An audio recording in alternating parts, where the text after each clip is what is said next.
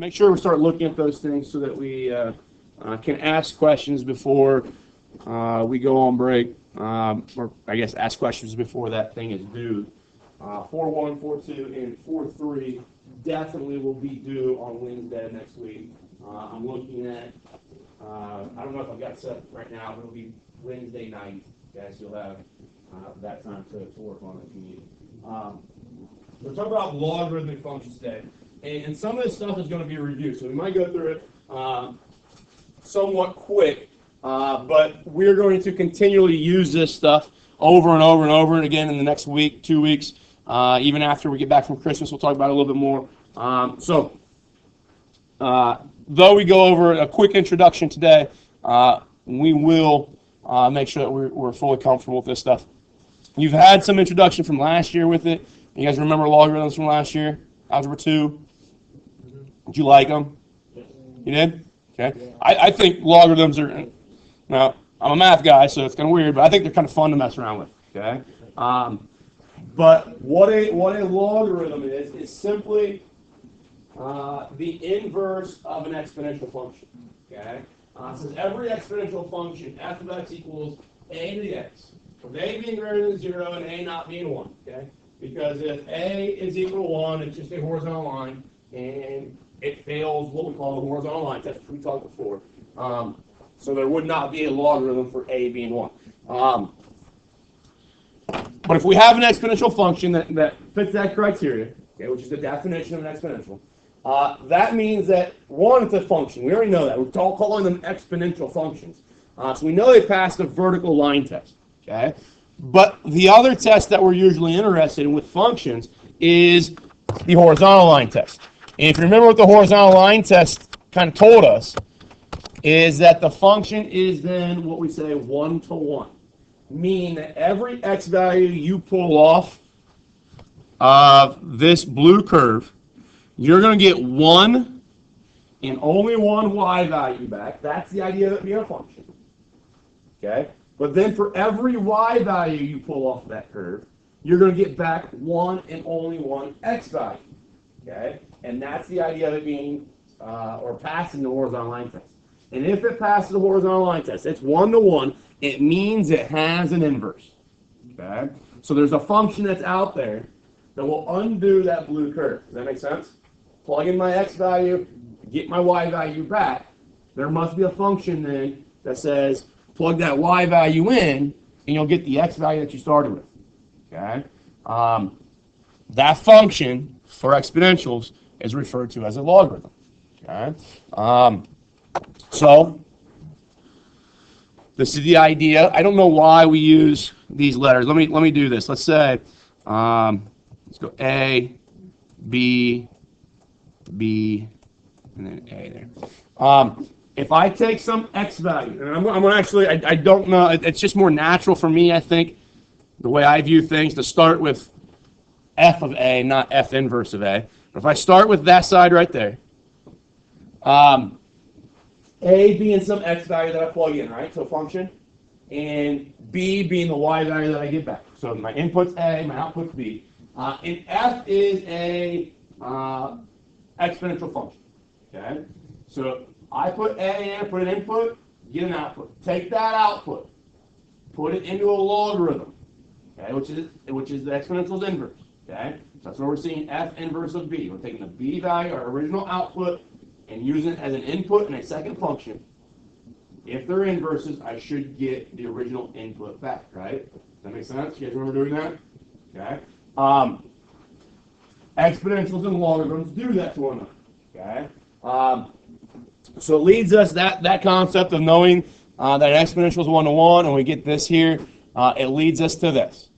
Okay. It says let A be a positive number with A not being 1. Okay. So if A is 1, this doesn't hold true. Okay. It says the logarithmic function with base A denoted, I'm going to zoom in here for you guys, denoted log with a subscript of A, okay, is defined by log base A of x is equal to y. Now that double arrow, if you guys remember from geometry, that double arrow means if and only if. So this means this is a two-way street. You can start on the left-hand side and go to the right-hand side, or start on the right-hand side and go to the left-hand side. But these two things, if I have this logarithm, okay, log base a of x equals y, that is true if and only if a to the y equals x is true. Okay? And you've maybe asked questions in algebra 2 that, you ask, what it really is a logarithm? And the answer they say, well, it's an exponent. Okay? Well, let's talk about why that answer is what it is. Okay? We see down here that it says, so log base a of x is the exponent. Algebraically, the word is means what? Equals. Is that what this is saying? Log base a is the exponent, because look at that y, and you bring it over here, and that y goes right there, right? Okay? So log base a of x is the exponent to which the base a is raised to get x. Does that make sense to everybody? Okay? So when they say it is an exponent, yes, it's an exponent, but it's the exponent that's attached to a so that you get back that x value. Okay? A lot of times, this x value, we're going to put it, I like to put it in parentheses just because it's just the way I was kind of taught initially, I guess. A lot of times they call it the argument. Okay? So if you ever hear me say, a raised to the y gives me the argument, I'm going back to what's in those parentheses as the argument. Okay? We'll talk about the same thing when we get into trig. There'll be some phrases of sine, cosine, tangent that will talk about the argument. All right, so that's a rule that we hopefully remember from last year. But what a logarithm does for us, get down to some examples here. Okay, it's simply, if I have 10 and I want to raise it to some number to get 100,000, okay, that number that I take 10 to raise it to get 100,000 has to be what my logarithm is equal to. So 10 raised to the fifth gives me that 100,000. And you see then that this thing equates to, it evaluates to 5. So the logarithm base a of x is an exponent in which you take a and raise it to get x. Okay? So 10, I think, I don't remember who taught me logarithms in high school. Probably myself. But I'm going to take that base, so this is what I always visualize when I'm dealing with logarithms. I take the base, I circle it in my mind, I draw that arrow, and that first arrow becomes my exponent, and then that comes back to that. Okay? That's just the process that I visualize every single time. It's really not going from logarithm to an exponential is really not kind of a linear path, right? I jump around a little bit, repositioning things.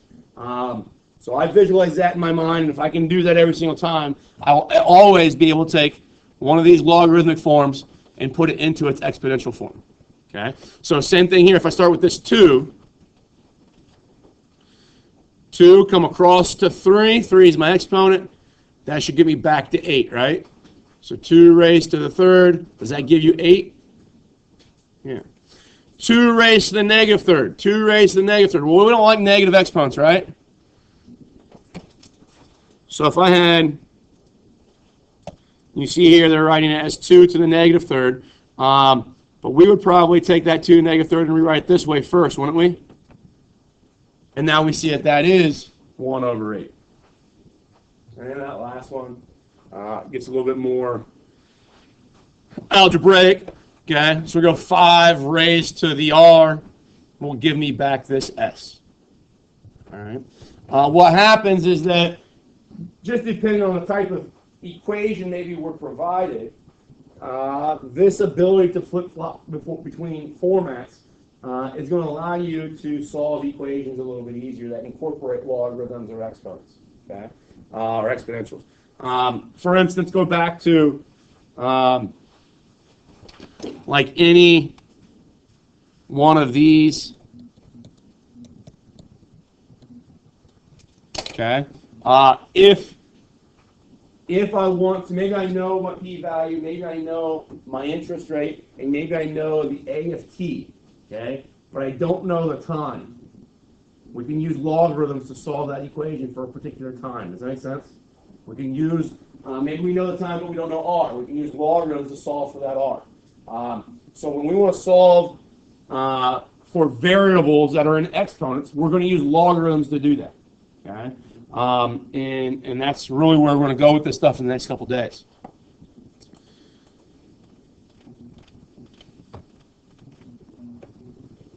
Some properties here that they get into that, you know, when I was in high school, they told me to memorize them. You guys know my belief on memorization, don't you? Don't do it. Okay, I would much rather you understand why these properties exist. Okay, I've been doing this for since I was your age. Using it I use logarithms quite a bit in college. But I've never, I don't know these. Somebody asked me, write these down from memory. I wouldn't be able to do it. Okay? But if I ever need them, I'm able to quickly produce them and understand why they are what they are. Okay? Because I understand the definition. Essentially, what I'm trying to get at here is learn the definition. And any property then that we provide over the next couple of days can be explained or derived from that definition. So if I have, remembering the definition said the log base a of x is equal to y if and only if a to the y equals x, right? Let's see if this property here makes sense. Take a, take your base. So we're going to change these from logarithms to exponents, okay, or exponentials, sorry. Logarithms to exponentials. So take my base of a. So at this stage right here, we're at log a is 1 is equal to 0.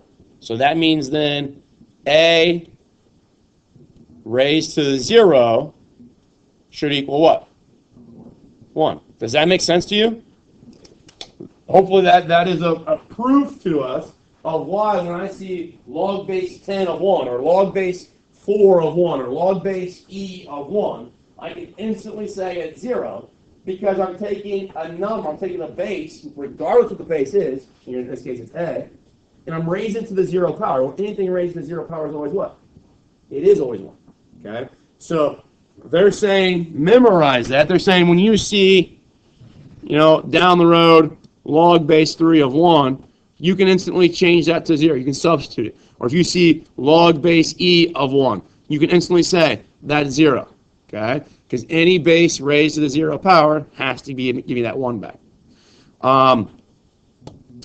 But you see that memorizing that is, like I said, it's an option. But if you do forget it or you don't want to memorize it, it simply is a property that exists from the definition. Same thing here. Okay? Let's say log base a of a is equal to 1. Well, that means take a, raise it to the first power. What should that give me back? What's a to the first? It's a. It gets me back to that thing right there, right? Okay. So they're saying then, example-wise, if I have log base 3 of 3, what's that equal? It equals 1, right? 3 to the first has got to give me 3. If I say log base e of e, it's got to give me 1. If I say log base pi of pi, it's got to give me 1. Okay? Doesn't matter what the base is. If the base is the same as that argument, your result's going to be 1.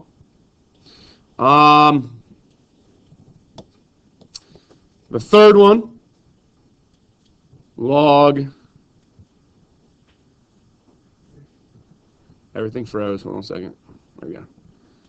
Log base a of a to the x is equal to x.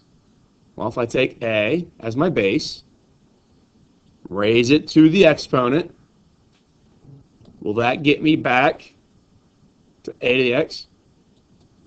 Yeah, so that's kind of the proof of that, but what they're saying there is take log base 10 of 10 squared. What should that give me? 2, right? Okay.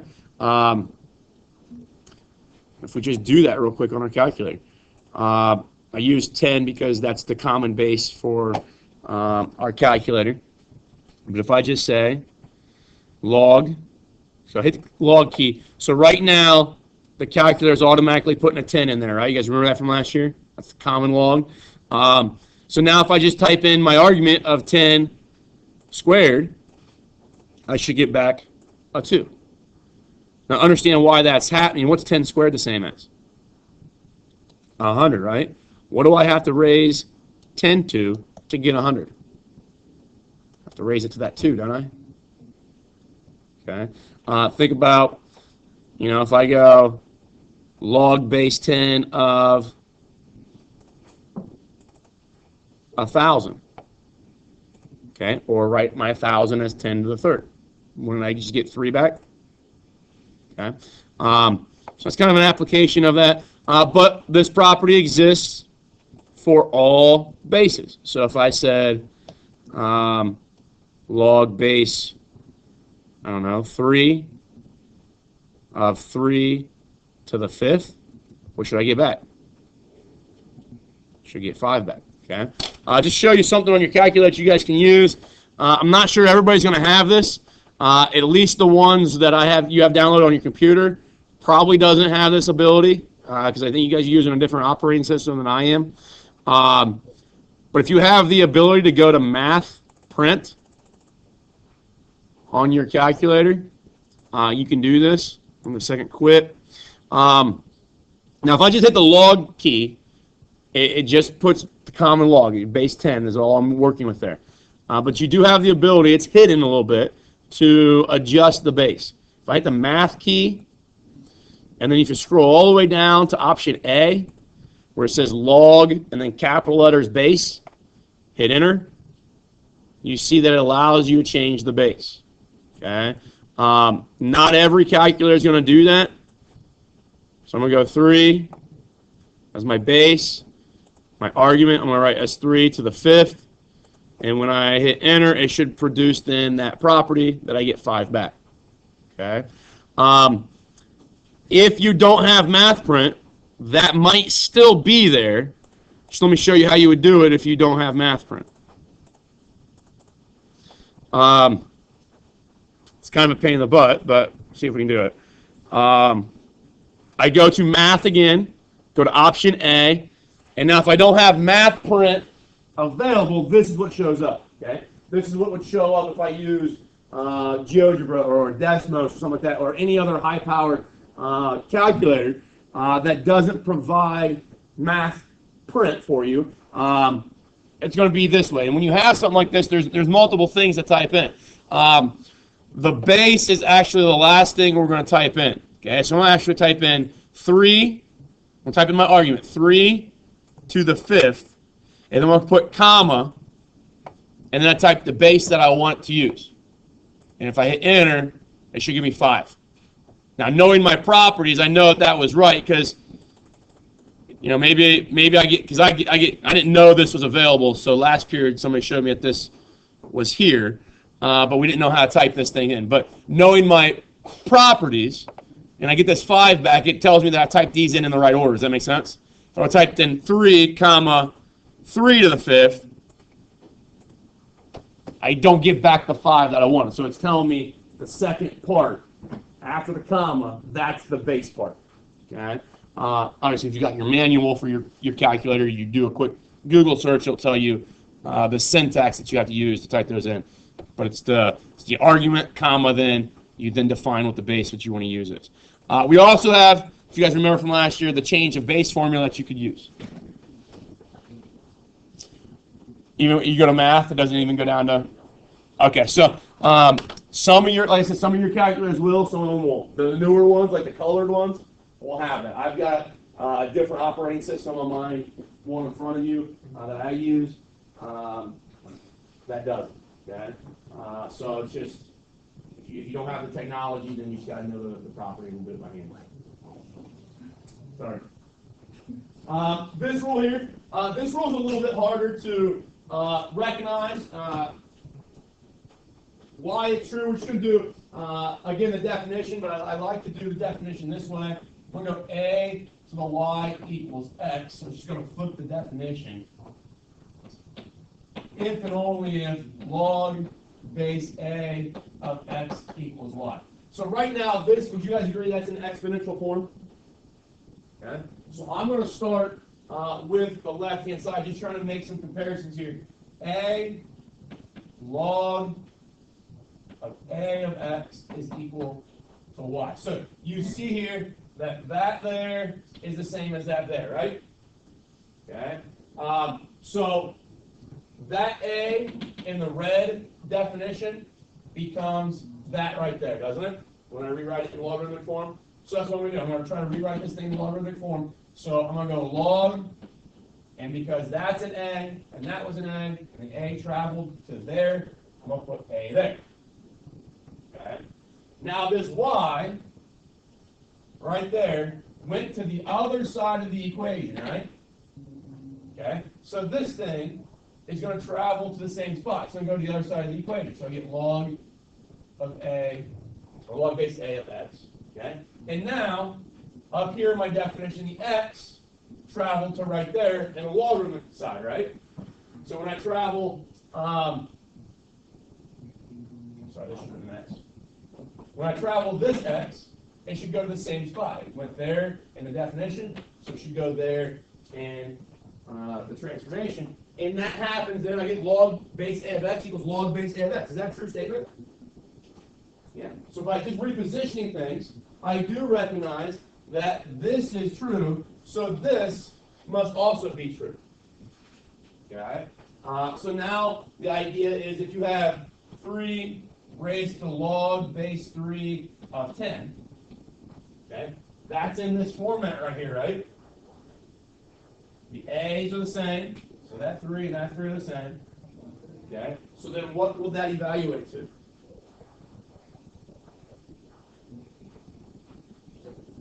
This should equal the x, right? Should equal, in this case, our 10. Right. So those are just some short, quick rules, properties that you can learn, memorize. I think, like I said, I don't want you to go home and sit and try to force yourself to memorize those. I do think, though, over the next couple days, we're going to see quite a few of those. And they'll just, I see those 4, 5, 6, 7, 8 times. They start to get ingrained in your memory and they just become second nature eventually. But those are true for any base. Okay? The base that we like to use the most is 10. That's the common base.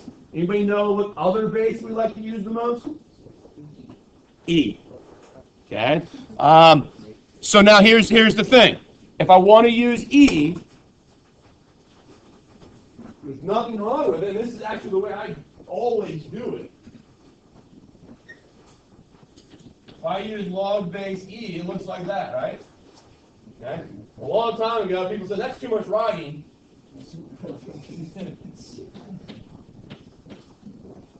we're going to write it that way. Log base E of x is exactly the same thing as the natural log of x. Okay?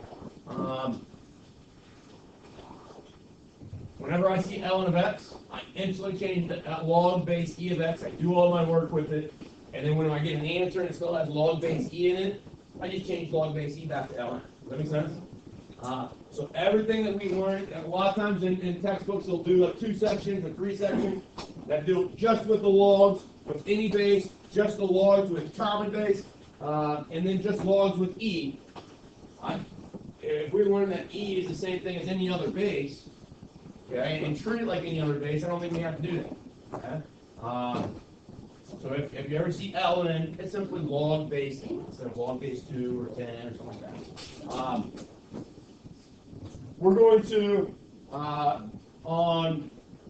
tomorrow morning, I guess, start graphing some of these, see the relationship of how we graph logarithms, and then get into the property components of adding logarithms, multiplying, subtracting. Our goal is to start working with logarithmic equations. And the graph is kind of the first step of looking at any types of equations, see where graphs intersect, that kind of stuff. And then we'll move into the equations.